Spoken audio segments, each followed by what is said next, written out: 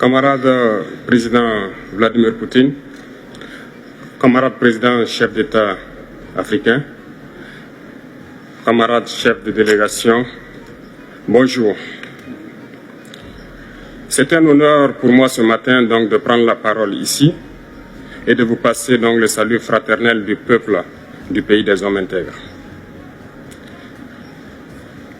C'est aussi le lieu pour moi, avant tout propos, de rendre grâce à Dieu, Dieu Tout-Puissant qui nous a permis de nous réunir ici ce matin en bonne santé pour parler de l'avenir et du bien-être donc de nos peuples. Je m'en vais m'excuser auprès des anciens que je pourrais vexer dans mes propos à venir. Africanité oblige, les droits d'aînesse, je me dois de m'excuser. Camarades, j'ai quelques questions donc de ma génération, mille et une questions qu'on se pose. Mais nous n'avons pas de réponse. Et il se trouve qu'ici, nous pouvons laver donc notre linge sale parce qu'on se sent en famille. On se sent en famille en ce sens que la Russie est une famille aussi pour l'Afrique. C'est une famille parce que nous avons la même histoire. La Russie a consenti d'énormes sacrifices pour libérer le monde du nazisme pendant la Seconde Guerre mondiale. Les peuples africains, nos grands-pères, ont été déportés de force aussi pour aider l'Europe à se débarrasser du nazisme. Nous partageons la même histoire en ce sens que nous sommes les peuples oubliés du monde, qu'ils soient dans les livres d'histoire, dans les documentaires ou films. On tend donc à balayer le rôle prépondérant qu'a joué la Russie et de l'Afrique dans cette lutte contre le nazisme. Nous sommes ensemble parce que actuellement nous sommes là pour parler de l'avenir de nos peuples, de ce qui va advenir demain, de ce monde libre auquel nous aspirons, de ce monde sans ingérence dans nos affaires internes. Nous avons les mêmes perspectives et je souhaite que ce sommet soit l'occasion donc de pouvoir tisser de très bonnes relations en vue d'un meilleur avenir de nos peuples. Les questions que mes générations se posent sont les suivantes, si je peux me résumer, c'est de ne pas comprendre comment l'Afrique, avec tant de richesses sur notre sol, avec une nature généreuse, de l'eau, du soleil en abondance, l'Afrique est aujourd'hui le continent le plus pauvre. L'Afrique est un continent affamé. Et comment se fait-il que les chefs d'État traversent donc le monde à mendier? Voici des questions que nous nous posons et que nous n'avons pas de réponse jusque-là.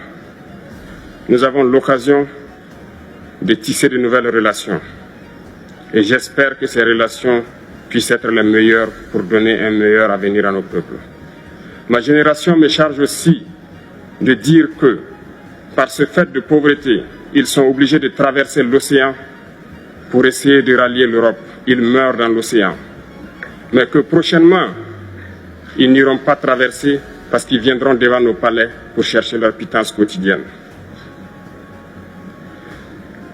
Pour ce qui concerne le Burkina Faso, aujourd'hui nous sommes confrontés depuis plus de 8 ans à la forme de manifestation la plus barbare, la plus violente du néocolonialisme, de l'impérialisme. L'esclavage qu'on tend encore à nous imposer. Nos dévanciers nous ont bien appris une chose. L'esclave qui n'est pas capable d'assumer sa révolte ne mérite pas que l'on s'apitoie sur son sort.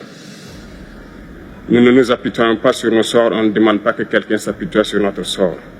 Le peuple burkinabé a décidé de lutter contre l'île terroriste en mesure de relancer son développement. Dans cette lutte, des vaillants peuples, des vaillantes populations se sont engagées à prendre les armes face au terrorisme, ceux que nous avons affectueusement appelés les VDP, des volontaires. Nous sommes surpris de voir les impérialistes traiter ces VDP de milices et de tout type. C'est décevant, parce qu'en Europe, lorsque des peuples prennent les armes pour défendre leur patrie, on les traite de patriotes. Nos grands-pères ont été déportés pour sauver l'Europe. Ce n'était pas avec leur consentement, contre leur gré. Et bien au retour, on se rappelle bien qu'à Tiaroy, lorsqu'ils ont voulu revendiquer leurs droits élémentaires, ils ont été massacrés. Cela ne fait rien donc. Lorsque nous, peuple, nous décidons de nous défendre, on nous traite de milices. Mais là n'est pas le problème. Ce qui est le problème, c'est de voir des chefs d'État africains qui n'apportent rien à ces peuples qui se battent, mais qui chantent la même chose que les impérialistes en nous traitant de milices, en nous traitant donc d'hommes qui ne respectent pas les droits de l'homme. De quels droits de l'homme parle-t-on? Nous nous offusquons contre cela et c'est honteux. Il faut que nous, chefs d'État africains, nous arrêtons de nous comporter donc en marionnettes qui dansent à chaque fois que les impérialistes tirent sur les ficelles. Hier, le président Vladimir Poutine a annoncé donc l'envoi de céréales en Afrique. Nous sommes bien contents. Nous lui disons merci pour cela. Mais aussi, c'est un message passé à nous, chefs d'État africains, parce qu'au prochain forum, nous ne devrons pas venir ici sans avoir assuré, pour ceux qui ne connaissent pas la guerre, l'autosuffisance alimentaire de nos peuples.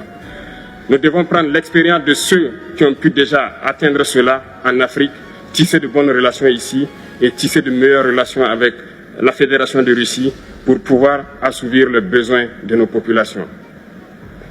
Je ne serai pas peut-être long, le temps imparti est très court. Nous sommes obligés de nous arrêter à un moment donné. Mais je voudrais terminer en disant que nous devons donc rendre hommage à nos peuples qui se battent. Gloire à nos peuples, dignité à nos peuples, victoire à nos peuples. La patrie ou la mort, nous vaincrons. Merci, camarades.